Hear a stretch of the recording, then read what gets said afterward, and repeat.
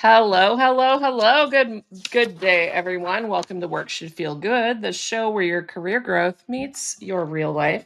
I'm your host, Diana Alton. Today, my guest, Tamara Copple, and I are going to talk about how you can fuel your career or business or whatever the heck else you're trying to build with intentional relationships. Tamara is a keynote speaker, community organizer, and product manager who's worked across multiple industries in the Kansas City area. She mentors tech professionals these days in mastering their craft and mastering their relationship, whatever those may be. She and her husband, Matt, who was on the podcast episode 14, I think, they're a partner in a data consultancy as well. So she's got a lot going on. She does not know how to sit still. Welcome to the show, Tamara, or Tam, as you have. I like how you have in your little StreamYard name, Tam, parentheses, Ara. Has that always been a thing? I've called you Tamara ever since I've known you. What's the deal? This was a Matt thing that started in college. When I was, my Tam name and has Matt? always been Tamara. Yeah. Yeah, and he shortens everyone's name as long as they let him, and he just named me Tam, and it Okay. kind of stuck. All of my professors called me Tamara. Usually they mispronounced it because everyone knows somebody with my name. Mara. And it's Tamara, it's Tamara, it's Tamara with 3 syllables, it's Tamara with 2 syllables. If you What speak did your Spanish, mother there might be a intend? rule. Is it intended Um, to be Tamara, 2 syllables? it is intended to be Tamara, 3 syllables. Okay. Tamara Well, Rose. I've never said So that right in my whole life that I've known you. So sorry about that. I get everything new. 99.9% of I call myself Tamara. So, Oh, there you it's like go. Well, it's then just like that silent middle syllable. Tamara. But that's why I'm it gonna. makes it so easy My name just to is call me Tam. impossible. Diana gets Deanne, Diane, Dana, Dina, Donna, everything else in between. And like I worked with a woman once that was named Diane, and she was a bully to everybody that we worked with. So at this point, Oh boy. don't call me Diane. Like that's the one that just drives me the most crazy. But Mhm. most of the time I want either Diana or D. I sign a lot of my emails with a lowercase d. I've done that ever since I had an email in 1994. So that's kind of my thing. Um, you you are you're a speaker and you're talking intentional relationships. And Mhm. you and I got to know each other because of an intentional relationship that you and I both built with Sharon Weaver many years ago. Yay, So, Sharon. yay, Sharon is another Sharon. one of those amazing connectors. Oh gosh, she is that way. So she needs to. I need to have her on the show too. She's going to be on here at some point. But you've been huge on communities and intentional relationships. Like ever since I've known you, that is how I got to know you. What made that be your thing? How did you? I mean, I think so many people talk about networking and building relationships and blah, blah, blah, yak, yak, yak. But Mhm. most people don't talk about the origin of how they discovered that that was going to be an important thing. When did that come up for you? Um, I can't quite name the specific day, but I know exactly when it was.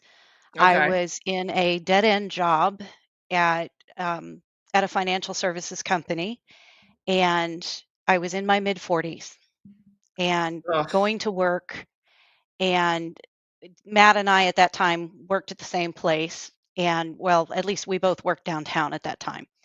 oh, I know And as exactly what we you're talking were about. and as we were headed to work one morning, KCUR did a note. We only ever listened to KCUR on the way to work, Work, NPR yeah. radio. And they had like a promo on for a new organization called Kansas City Women in Technology, and a program that they were doing to teach kids how to code, specifically tween girls. And it was called Nice. Coding in Cupcakes. And isn't that a cool thing? Blah, blah, blah. And it's almost as a footnote at the end of it. Oh, by the way, they're also going to do this. They're starting this new program called Coding and Cocktails for adults over 21, women Nice. specifically. It was a women only program. And Matt says, Tamara, you're going to that. You need Okay. friends. You need more people Right. in your life. Yeah. And I'm like, and and I had been talking about what do I want to do next in my career? Because at that point, like I said, dead end job, what am I going to do? I was kind of at a good inflection point. And he said, I'm a developer. You have a developer's brain. I know you can do this. I want you to go out there and give this a try. And I did.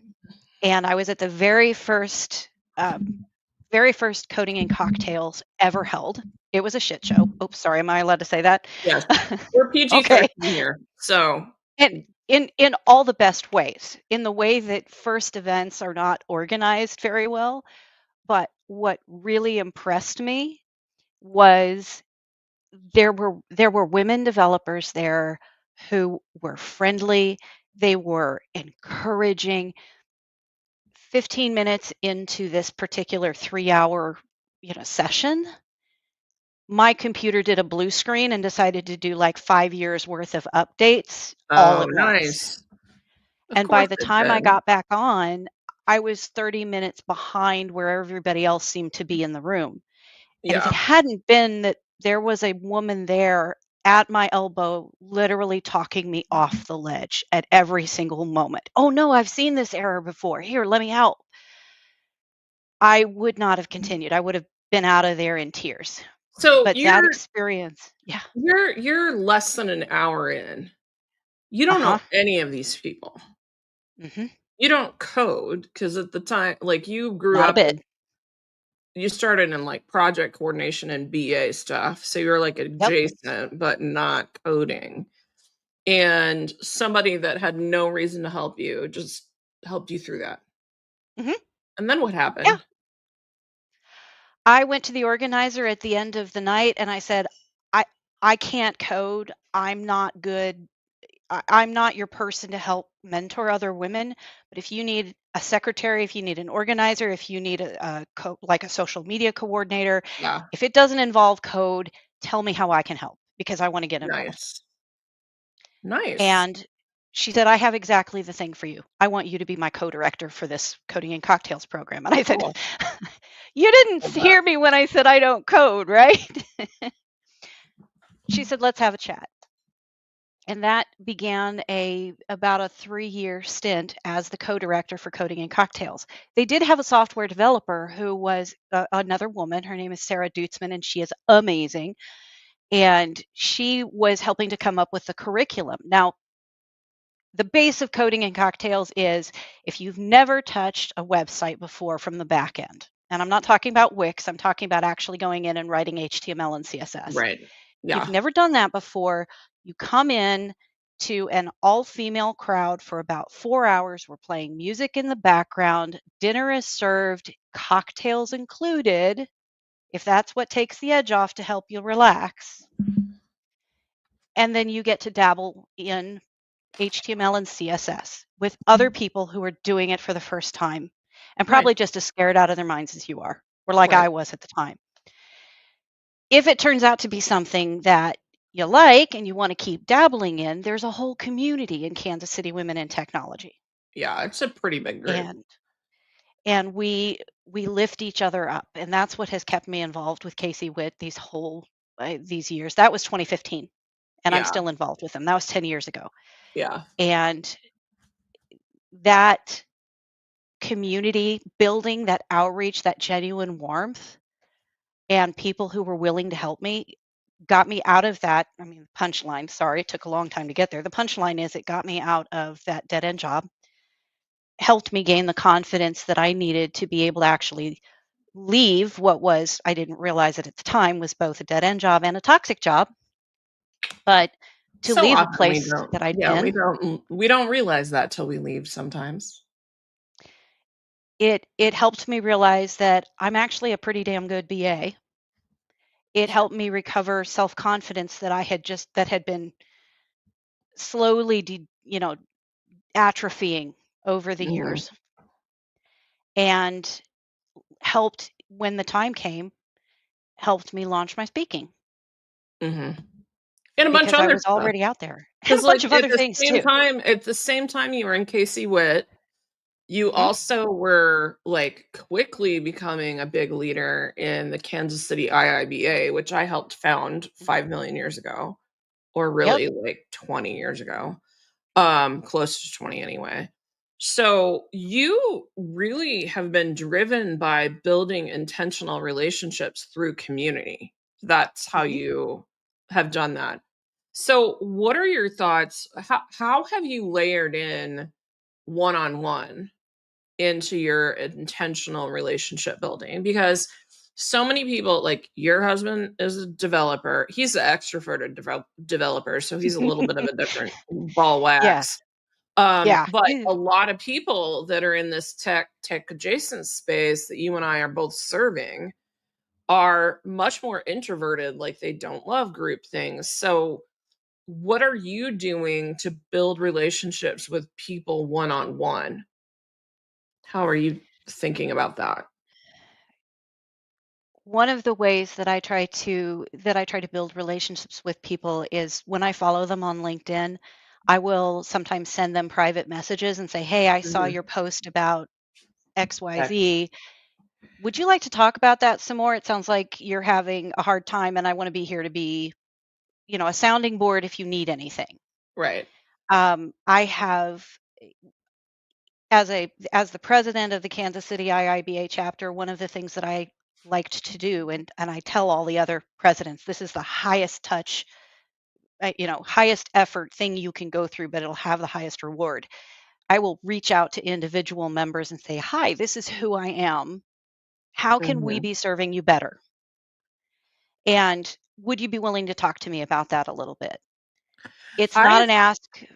Yeah, Yeah, I go ahead. think that we live in the age of Zoom and that one of the most valuable things that people can do is go get a free calendar tool, which Zoom may have it embedded now, but a free Zoom, even if you don't want to spend any money, you can talk for up to 40 minutes on free Zoom, and then go get you a free calendar booking tool, whether that's Calendly or something else, so that you can have those conversations. And I think every single person can do that and start to have the conversations that they're kind of wondering how that they can happen. And the way that those happen for me is exactly what you're talking about. They happen two ways.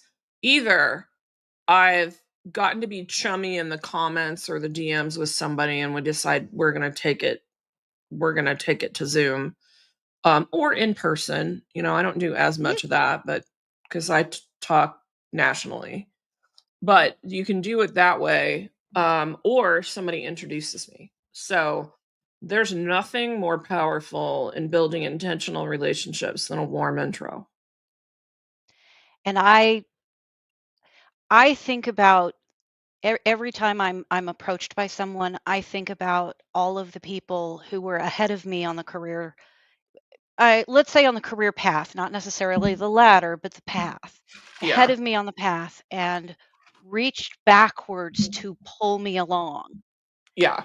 And Sharon is definitely one of those. And Jennifer Wadella is one of those. And there have been other people in my life too who have reached backwards to help bring me forward. And so part of my, part of my ethos, core values is to help lift others up the way that others have helped to lift me up. Mhm. Yeah. I think I like that imagery of like bringing people forward. I don't like up and down language. Like I'm very flat. I'm the top person in my company and I always will be. Like I'm the CEO. But even so, when I was in corporate, which I was for 20 years until 2019, I was always trying to treat people like we all have a role in this thing. And if you're 23 and your role is that you are mostly executing what someone else told you to do so you can learn, that is just as important as the person that is in the C suite and everything in between. So, bringing people forward, especially if you look at it just as in a specific skill, Because maybe I'm ahead of you on public speaking, but you're ahead of me in terms of figuring out how to be a community builder. Well, I'll carry you with me for the speaking and you can carry me with you for the community building. That's another thing that I really like to think about. Yeah. Cool. So what are some of the most unexpected relationships that you've built? Because there's a whole lot of people when you know this, when you start to talk to and mentor people about networking, building relationships, getting to know more people, they will often look and see, well, what they will either say, well, why would I build a relationship with so and so? Or Hmm. so and so would never be interested in talking to me. Those are Hmm. two different angles I hear a lot.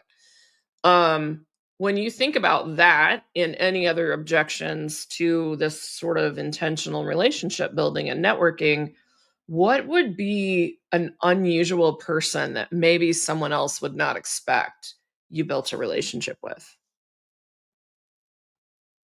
Oh, Right? that's a big one. I That's know a we're big one. 16 minutes in and I stumped you already. Woohoo! That's how good you are. I There like to think I actually, am. I I like to develop relationships with other professionals that I want to learn from. For Right. example, I just took the training from the back of the room virtual Mhm. practitioner Mhm. training Yeah. earlier this spring, and I loved it. And the gentleman that taught that class, his name is Anil, is someone that I spoke to later. He invited me to speak on his podcast. We talked about product management in the nonprofit world, and Cool. I know that he is someone that I can continue to go back to and ask to questions of as I'm developing my own skills when it comes Mhm. to the TBR style. Um, I talked to there's a gentleman who taught my advanced CSPO class, another one that I took this spring, Mhm. and he is the first person that I've ever seen use AI prompting, just incorporate AI prompting into the fabric of what he was talking about. And I thought, Nice. is this now the new standard? I went back to him separately and said, is this now the new standard that when you teach a class, you should expect to include AI prompting? And he said, no, nobody's requiring me to do this. I just thought it would be value add. And I'm like, yeah, you were kind of right. It is. It's So actually hugely important. We could it's, I wanna put a pin in nerding out about AI. You and I need to talk about that. So, basically, and you are not the person that's walking in, taking the class from the trainer, and then being like, "Thanks, Mike. I appreciate the new letters behind my name, mhm. and I'm gonna LinkedIn with connect with you on LinkedIn and never talk to you again." Like, you are not afraid to keep the conversation going. As a person that has sold training in the past, I don't do that much of it now, but, as a person that sold group workshops in the past, there's nothing more valuable than being able to get that kind of perspective from people, so I really like that. My most I have unusual no, go ahead. I've always been the person that I I want to know how the clock runs. I'm not a Mhm. clock maker. I don't know Right, how to put the gears together, but I want to crack open the back and I want to see the gears running. So I want to know the secrets of why that worked. yeah. And there's a whole branding podcast out there that I listen to called Why That Worked, and Oh, it's cool. interesting. And it's like I want to understand the why. Yeah, Why does something work? Why does something not work? And so I'm the one that nerds out about that. So what I will go back to people and ask after the fact is, yes, I needed to know the information in your class, but tell me about being a trainer. Tell right. me about, How did and then I'll that go past that. I actually decided against digging hard into being a scrum trainer years ago because I Mhm. found out about it because one of the organizations that is well known like for scrum certifications and everything, I found out that it was highly political. It had less to do with how good you did at training and more to do with how much you sucked up to the board of people that are responsible for granting the credential that lets you do that. And I'm like, man, I would have wasted years and a lot of money potentially to achieve something that who knows, like if I cross the wrong person, I might not be able to get. So, I another thing that I like to do, I like to look in the back of the clock just enough to kind of get a feel for a couple things. Like I like to ask enough questions that I can figure out whether somebody's full of crap because there's a lot of people that are full of crap. Mhm. Yeah. Understand a little bit, but for me, a lot of what I'm doing is curating people that I can go back to later. So I don't need to know how the whole clock works. I need to know a little bit of it so that if you came to me later and were like, God, I really wish I knew how clocks worked, I could be like, oh, well, I learned this. And also, you need to talk to Mary. Like, let me introduce you to my friend Mary I met, 2 years ago. Mhm. So, but one thing that I've really been trying to do more of is get outside the bubble. It's really easy to be in the bubble of like, oh, well, you're a coach and you're a speaker. Like, yeah, you should hang out with people that coach coaches and coach speakers and speak coaching and whatever all those combinations are. And then we forget to build relationships with somebody that's completely out of left field. So, one of my favorite people that I have on my like we're not super close, but I could definitely text him and ask him for help on something, or I intend to have him be on the podcast too. It's Right. just the first black circus ringmaster for Ringling Brothers. Like I legit am Ooh. friends with this circus ringmaster, right? That is very cool. Yeah, Yes. yeah, he's great, and I met him through a business coach I've worked with for a long time, Terry Weaver. Uh-huh. Jonathan Lee Iverson is his name. He was on, I think he was on Terry's podcast, and I'm like, "This person is interesting," and then I friended him on Facebook because he's like, "I'm not scared to friend anybody, the worst they'll do is not accept my friend request." Mhm. And then we ended up speaking at the same event that Terry hosted, and I've been watching this guy for a couple of years, like, "You're so cool. Like, you're so cool." And then I met him, and the day I met him, the first thing he said to me is, "I'm so excited to meet you. I've been waiting for this." I'm And like, on "What?" that note, let me stop you for just a Like, minute. "What? At You at the wanna risk meet of me?" Like, you're like, "What?" and and you hit on it right there. So, I've been listening to you through this conversation. You've name checked Sharon, you've name checked Terry Weaver, you've name checked Lee Iverson, and all in glowing terms. You speak the names of people when they aren't in the room.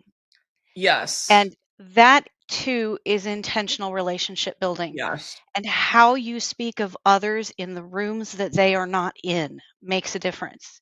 And Yes, and so also it branding. Branding is how people like, you developing a brand is you trying to figure out, how do I make it easy for someone to talk about me in the ways that I would want them to talk about me? So you're guiding people now. You've had a nonprofit BA slash product career for years and years now. You're great at Mhm, it. You're known for it in the community, but you want to be known as a speaker because that's the thing you're building right now. So mhm, you're giving me the words by being on this podcast. You're giving whoever listens, which it's a new podcast. Who knows how many people that is, but you're giving them the words of like, oh, Tamara, she worked in tech, but she's the intentional relationships person. I can learn yeah, about that from Tamara. mhm, So yeah, it's important stuff. And then you show when you behave according to your values, then they layer that in. Because like, yeah, yeah, it's cool. Jonathan's a ringmaster. He's amazing. Yes. And a beautiful singer and one of the best speakers I've ever heard. It's like going to church every time that man opens his mouth. But that's not all he is, because if he wasn't generous or he was not as interested in other people as he is in his own goals, then you wouldn't hear me mention him, because I wouldn't necessarily think ill, but he's not the kind of person that I would elevate. So, yeah. very cool. So, when you were in those mid 40s and you Mhm, decided that you wanted to get out of the dead end job, mhm. you went to the group, which is cool.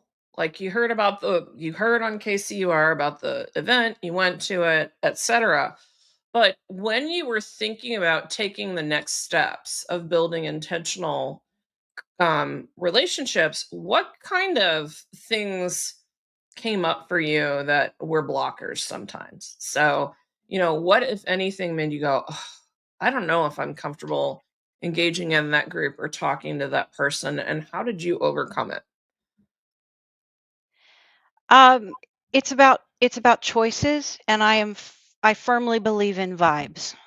You have to be able to vibe with a group, and Yeah. Casey Witt, I vibed with immediately. All I had to do was be at an event where a couple of people said hi and then went on to do their own thing, or there was a clique of people in the corner of the room all talking to each other and not talking to anyone else, and I would have been out of there. Yeah. That didn't happen. So there's Yeah. vibe. But places where that didn't work, in my I was encouraged to join an adult sorority, which I Uh-huh. did. It shall remain nameless. It Not after I didn't work stopped out. recording, but okay. It it the women in this adult sorority were nice, but they were all part of like a singular mindset, and there were certain we shall not ever discuss these topics, which left a whole lot of territory for um, difficulties later. We'll just leave it at that. So Yeah. I ended up like not renewing in that sorority, Pass. and that's been a few years back now. Um, I have been to some technical meetups where it's 100% middle-aged white guys in the room, and I don't have any concept for it. It's like if I was to walk into the React JavaScript group. Nothing wrong with React JavaScript or anybody that goes to that group at all, but I don't know the first thing about it. So Right. unless somebody was to grab me walking in the door and say, "You're new. Here, let me introduce you around," which Mhm. is what I actually do try to do now at Kansas City Yeah. Women in Tech events, is I will find the person who looks who looks shy, like they just walked in the door, and I will just walk right up and say, "Hi, I'm Tam. Is this your first event? Here, let me introduce you to some folks," Yeah. and get them comfortable. And So you that's basically, for you, a blocker would be, I don't know how the this is vibe. gonna go. Like, I don't Yeah. know how I feel about walking into this room and how this is gonna go. I'm not sure about the vibe. And then you would walk out or never come back if it seemed like an insular or cliquish kind of thing. So that's it. That's really cool. You know what I have done to kind of increase my chances of not feeling weird like that?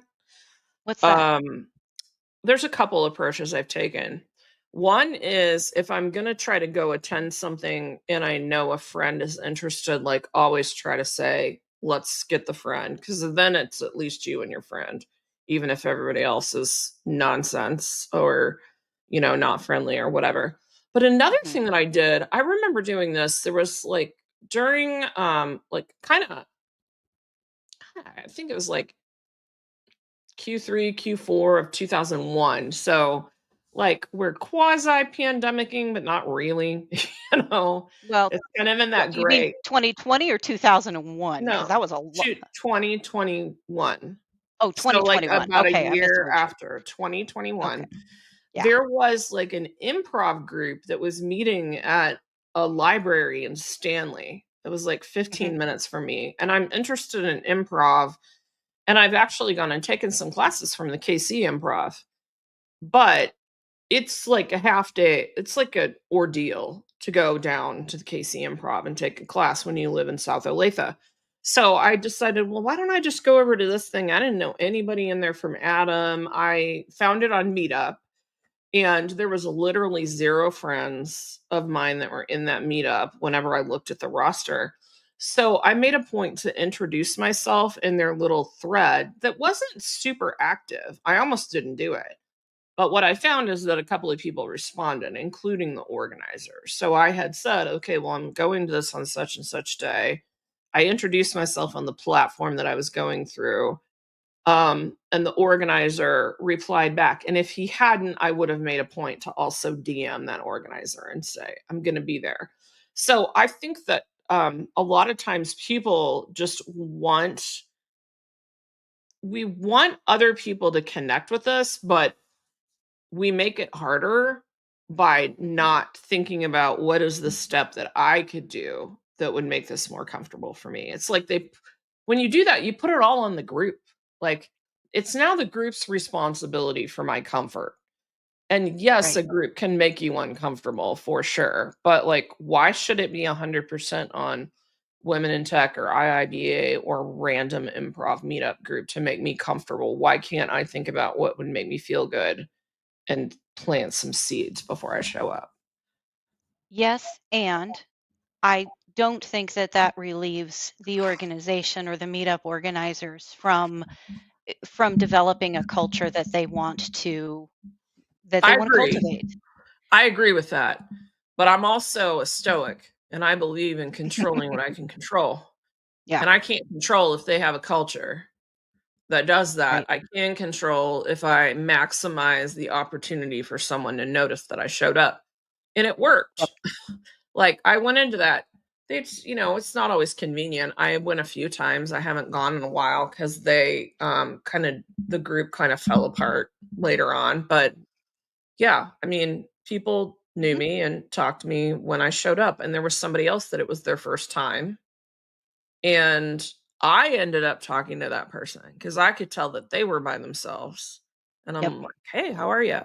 "Oh, I'm good." It I'm like, always comes "Yeah, back to the golden rule. Treat yeah, others the way you would like to be treated. And if you can articulate for yourself, this is what makes me feel welcome. This is what makes me feel included. This is what makes me feel part of a group. And then also secondarily recognizing maybe I am more of an extrovert than other people. So what additional things would I need to be aware of if I sense that someone is an introvert or someone is shy or mhm, someone is has social anxiety? How can I be more sensitive to that? So yeah, there's what makes me comfortable and then reflect that back in the way that I want to treat other people yeah, and then take it a step further. yeah." And that takes self-awareness plus. Yes, I agree. And as a coach, a lot of times what I'm asking people is, "What would make such and such work for you?" Like, I'm not a cookie cutter kind of gal. There's very few things that I consider absolute in life. Um, so I will often say, like, I do think like the power of relationships and building your career and navigating a job search is one of the absolutes, but I don't think everybody has to go about it the same way. Right. So for you, like you've talked repeatedly about groups. Well, I'm more of a one-on-one girly. Mhm. So I might prefer to go down a path where I am engaging in discussions. I'm like a hyper engager in like online groups or, comment sections or whatever. I just like to chat with people. Um, I might want to take a different approach than you, who you're like, I need new friends, or I want to learn about this or connect with people doing this.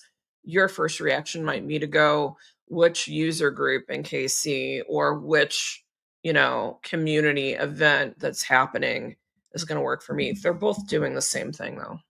So, They are, and I've never been Matt and I met in college long before dating apps were a thing. So we have both agreed that if anything happened to the other one, neither one of us would feel comfortable going to a dating app. It's like, I don't even know how that would work. So for me, I think what makes me nervous about one on ones is that if I haven't met them in a group setting where there are other distractions and other people, if it turns out that individually, let's say it was you and me. If it turns out that mhm. you and I really don't have anything in common, we could find polite ways of concluding our conversation and drift into other conversations Okay. and with no harm, no foul. Yeah. Whereas if you set out, whether it's a dating app or whether it's and there's ladies meetup groups and stuff like that that I'm following as well, and it always makes me a little nervous because it's like, well, what if I get there and I don't like them? What if I don't vibe with them? What if it's just one person who shows up and it turns out we don't really hit it off? How long do I have to stay? And oh my God, how do I have the same insecurities that everybody else does. Yeah. Give you an example. My HOA party, my HOA adult swim night was Saturday. And Matt wasn't feeling well, so he went home. And plus, it was like, what, 80, 90 plus degrees outside and humidity like 100%. The party went on from like 4 to 10. Okay. And there was nobody there that I could talk to. Surprise, there was nobody at my HOA party that I could talk to. Why? Well, there were little friends cliques and neighborhood Mhm. cul-de-sacs where everybody knew everybody else. But the guy that lives across the street from me was out of town, and the family next door to Mm. them has kids, so they weren't going to be there. So I ended up sitting, swinging my legs over the side of the pool, sitting there by myself, smiling, looking like I was having fun. So I it think still that happens, and honestly, I'm a connector. okay, I'm gonna poke at this for a minute because you described a 6-hour long event that you walked into at some point. I don't know how long, Hmm. but it was a long event, multi hours that Yep. you felt awkward in. Yep. And I've been in that situation, although I'm more likely to give it 45 minutes and leave if it's something like that. Well, I was helping to organize the party. So I was cleaning up the table and I was consolidating food and I was making Fine, you can sure go home. You trash. can, yeah. Well, here's the thing though. Um, when I think about the awkward situations, Hmm. I actually think it's important for people to build reps in dealing with the awkward for their future prospects to connect with people that they do want to connect with. I don't think it's a one-on-one kind of thing. Like you hearing about Casey Witt and then showing up to an event that you're interested in and it had an activity, like Hmm. definitely that's something a beginner can do. But Yep. when you get to the point where you're really committed to like, I want to make sure that I'm in the rooms where it happens, sometimes the room sucks.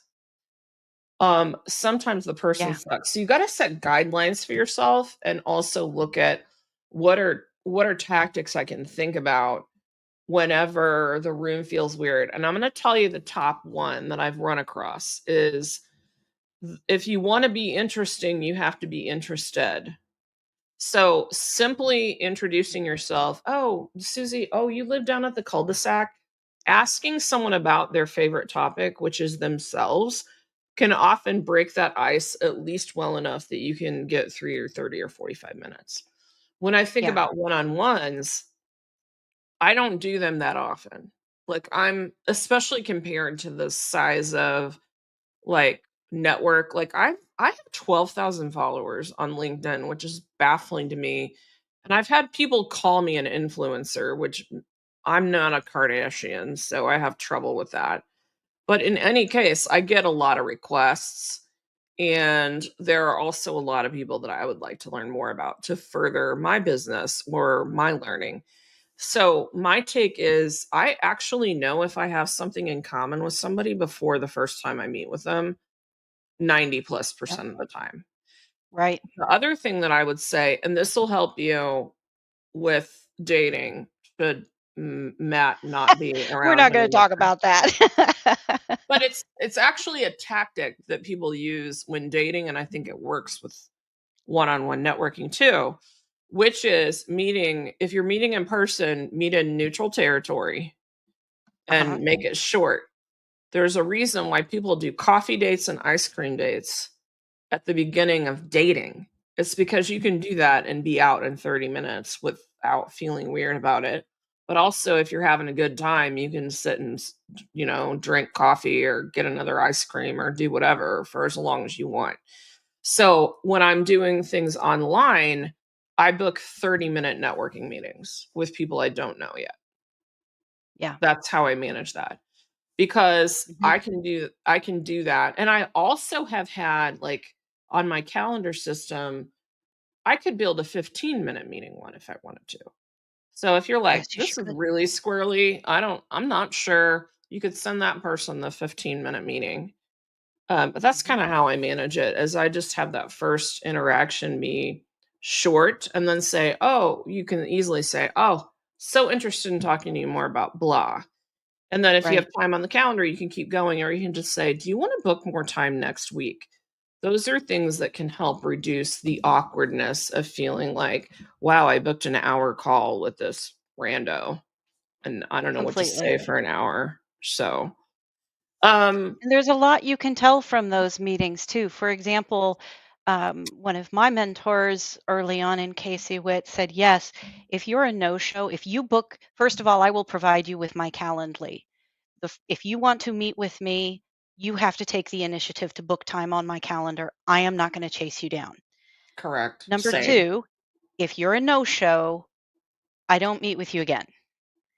There's going to have to be additional interaction that is of a casual nature or something. If you can't be bothered to tell me that you're not going to be able to make that meeting, or even I know some things come up at the very last minute, to text that person and say, hey, sorry, last minute thing, can't make it, or just be communicative. If you can't be communicative and no show, then you've lost credibility with the person who's granted You you lost some free access. time, right? Access is everything. Access is And everything. you have to And that's earn what you back can the tell. access. In 15 minutes, you can get a sense of, this is the question that I had for you, or this is what I'm interested in. And you especially are really good about saying, you know what, I'm not your girl for this, but I know who might be. Yeah. Let me hook you up. That's another reason, And because like the thing that people don't realize on the back end of a business. So it's good to do that anyway. Like, just yeah, when someone comes to you and you're not their person, I don't care what it is, referring them to someone that can help is a good thing to do no matter what. hmm Um, I have seen superpowers happen, or like super relationships come of a job candidate getting turned down because, oh, I'm so sorry, like, we love you as a potential employee, but like, you just don't have enough of X. And then you send that recruiter, here is the person. I know another, if X is the problem, you should interview Tamara. You should do hmm that. Because now you're building a relationship with the company and you're building a relationship with Tamara. So that's right, like a real world thing a job seeker could do. But on the backside, like for people that are wanting to build businesses, even if it's a side hustle alongside a full time 6-figure job, there's this right. thing called referral fees and affiliate commissions. And when you get to know who are reputable, great people doing things that you don't do, those introductions that are the right thing to do can also turn into money. And I'm a big fan of that. I know Yeah. people that's like the majority of their income in their business. That's not me. I will probably make $400 from affiliate income this year, which is fine, but hmm that's another aspect. A thing before I want to ask you about a really big topic, I think, to help people with actually fighting ageism. And then I want to Okay. go into a lightning round and let people know how to get a hold of you. So, and before I forget, I'm gonna put your email up. It's tam@tamaracopple.com for the people that are There you just go. listening on their favorite platform of choice. But okay, so Gen X. We're both Gen Xers. Yep. Good, solid Gen Xers. Somewhere along the line, Wonderful days of hair bands. oh my gosh. I always say we got I always say we were raised on hose water and neglect, and So true. coming home when the street lights came on. But I think that something really interesting that you've talked about is the way that you leverage this intentional networking thing, and it partners right alongside your attitude of continuous learning, which is really cool. And when I talk to people that come to me, a lot of my clients are they're like most of them are leaders. They're either like high impact individual contributors or they're like manager, director, VP. They often ask, like, what do I do about ageism? I hit 50 last year. I hit 45 last year, or whatever age they start worrying about that. It kind of varies by industry. one of the things I tell them is the most important is to exhibit that you're a continuous learner. That helps make the person that has more years on under their belt be more employable. What's your take on Gen X and continuous learning? I have watched adults that I respected become senior adults that I no longer respect Ooh, because their beliefs have calcified, because their ability to try new things has gone from I'm a little uncomfortable with this to I'm afraid of this to I'm going to go back to what I'm really familiar with and comfortable with. The older okay. they get, there's Yeah, this spectrum of things happening to them, and it and I think that how do I say this? just say I it. don't want to be that person. I don't want to Yeah, be no, that person. I think that's I it's legit. I mean, like, and it manifests itself. There's just many cultural memes around this. Like, Mhm.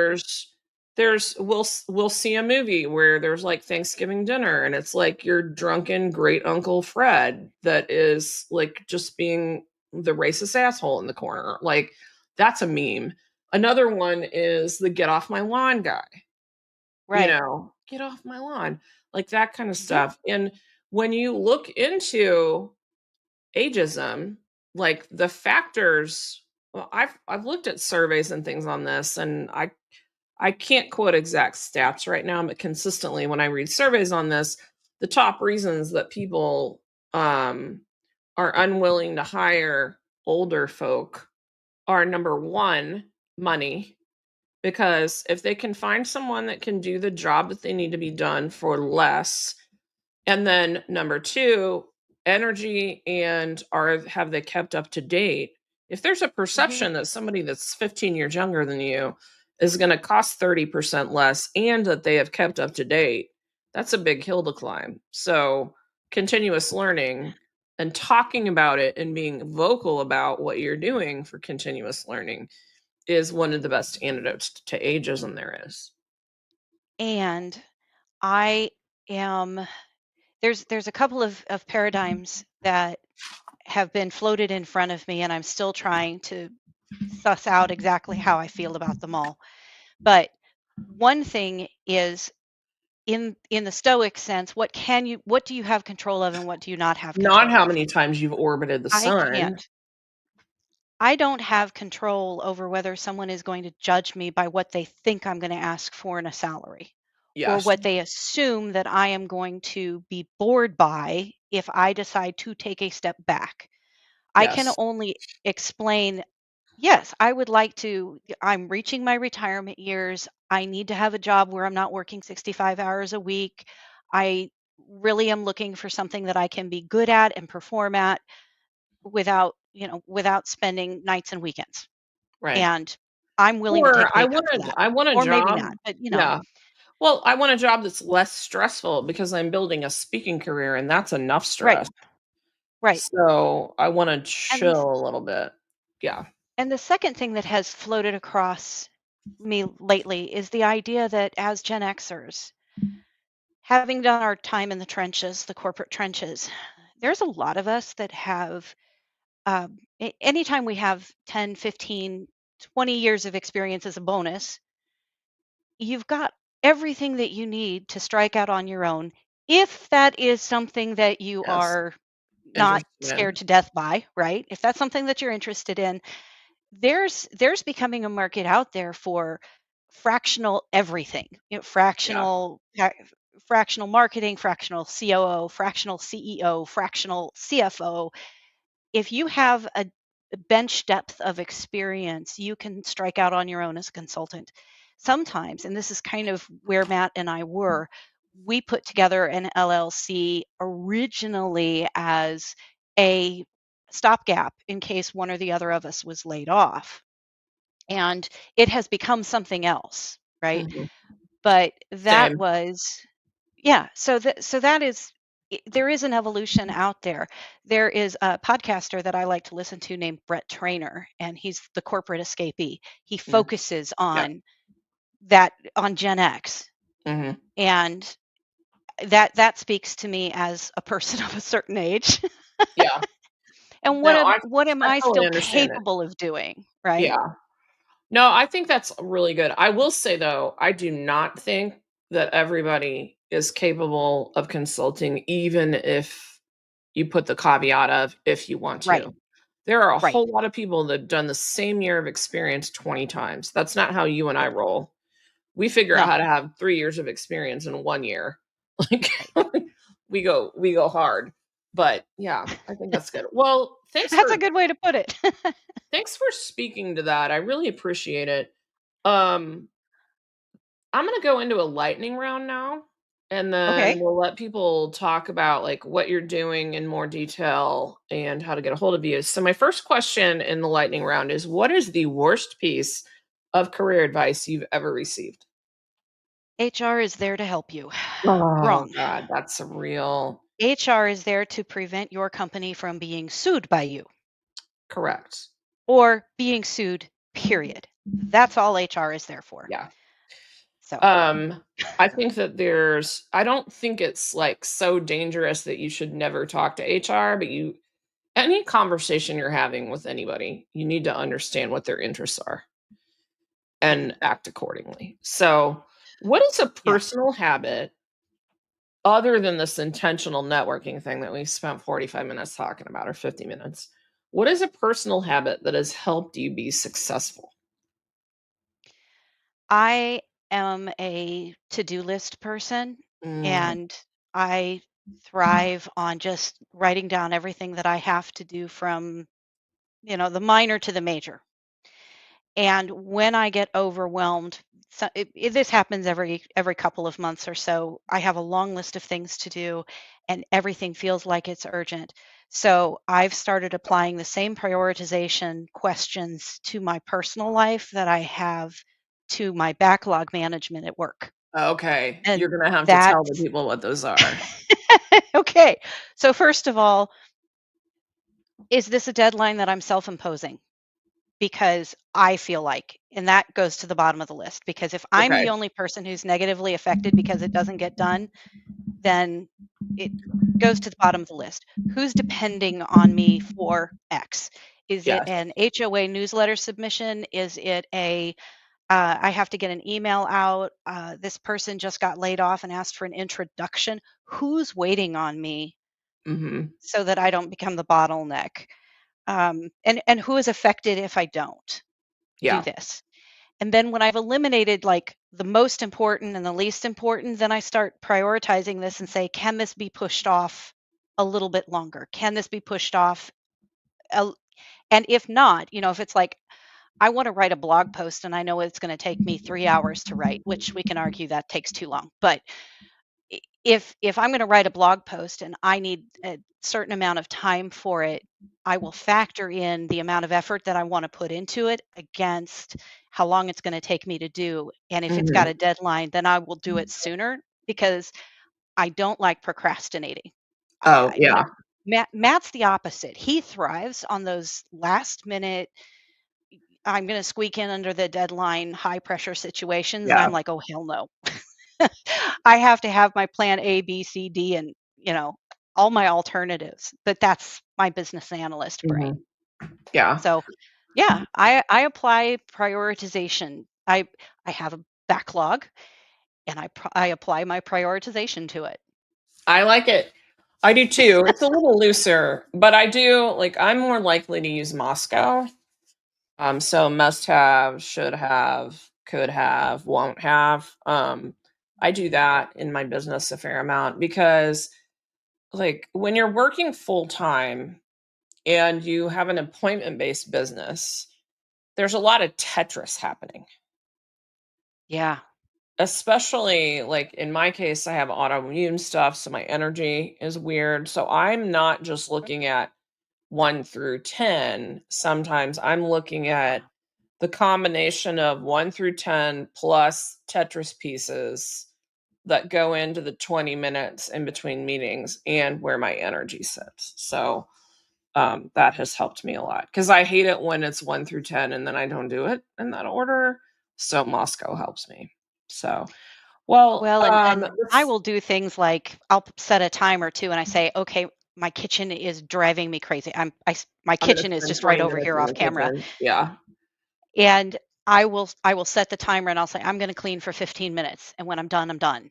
And Yeah. I'll figure Same. out another 15 minutes later, but then at least it's scratched the itch Yeah. without and I've given myself some grace to say, "Okay, I did some work on it. Let me come back to this later." I'm a fan of the time box. I'm a fan of the time Mhm. box. My newest personal habit, I found a tool called Boomerang. It's amazing. It works with Gmail. I don't know if they have an Outlook version of it or not, but you basically can pause your inbox. The free version, it's a Chrome extension. So I can click a button in my Gmail box that says pause inbox. And then when do I want to unpause it? Do I just want 2 hours without stuff coming in? Do I want the rest of the day? I've been experimenting with Oh. on the weekend, putting Monday morning is when it opens up. But I am an inbox zero person. So it's impossible for me. The minute I see here whatever of a ding in my inbox, I can't even, and I have to deal with it. So it's helped me with that because it lets me bulk, kind of time block dealing with my inbox. That's been a big one for me. What is something you've changed your mind about recently? I feel like a horrible person because Nothing. I honestly don't I can't think of a single big thing that I've changed my mind I didn't ask about you. very recently. I didn't ask you about a big thing. Tamara, answer the actual Oh, question. oh, what's something that I've changed my mind about? Yeah, What I wanted to have for breakfast? sure. I think Does that's that go to fine. the opposite end of the spectrum? Yeah. I I What was were you gonna listening have? to one of your well, I was going to have a big breakfast and then I prioritize like eggs and bacon and sausage and all that stuff, but it's all high in Weight Watchers points because Okay. bacon anyway, Weight Watchers is Weight Watchers. And I decided to go for a walk instead. And I prioritized the walk over going to breakfast. So breakfast ended up being A coffee walk. with milk and creamer. Cool. I like it. Does No, that I count? think it totally counts because I didn't say what is something existential or giant that you've changed your mind about recently. I think Okay, it can that's be fair. anything. So, yeah, that's why I ask it. And I think it's important for people to understand that adaptability in the brain and like revisiting decisions is really important. And so, if that's about your breakfast this morning, great. If it's about something bigger, great. I don't care. Okay, so what are you working on right now? Like, what's coming up for you, and how should people find you?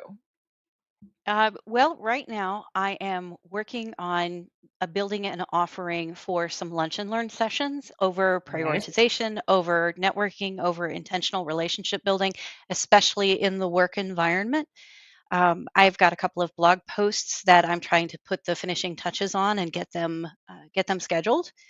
And and yeah, I still have a day job that I love. I work for Children International and in the product space, and it would be hard to pry me out of there because I Mm, am very I know you love it purpose and there. mission driven, Yeah, and they fill my cup. yeah. So, Um, I always love hearing that from you because you're like, how would I like I love it here. Like, why should I ever leave? And I'm like, I mean, we could talk about that, but like you are the opposite end of the spectrum of so many people. So it is great to yeah. hear that. So I'm sorry, people I'm probably the worst potential client because I'm not you're looking for another Well, I do role. business coaching. I do business coaching. Job search coaching is not the only thing I do. I do leadership coaching and business It's coaching. true. So, yeah, I'm focused on work should feel good for everybody at whatever stage they're at. So, you have a website. It's tamaracopple.com, or you Mhm. will by the time this airs in October. Oh, I know the you're just website is up and it has it's up. been. Okay, great. I haven't checked it yet. Oh, yeah. And then Tam at tamaracopple.com is the best way for people to email you. And you're also on LinkedIn at your extension is basically tamaracopple.com. So not 1, 2, 3, 4, 5, 6, 12 dash Right. whatever. And my face is So there, so your if you face is can there. find my glasses, then you'll Yeah, find me. so it's pretty easy to get a hold of you. So if people want to learn more about your workshops, your keynote speaking, etc., get some thoughts on how to do more intentional networking, reach out to Tamara, one of those places. So I'm so glad we got to do this. We thought we were going to have to wait a couple months to do it. So I'm really glad we were able to get it done this week. And I hope everyone else enjoyed learning about intentional relationships from Tamara today. Awesome. Thank you for having me, Diana.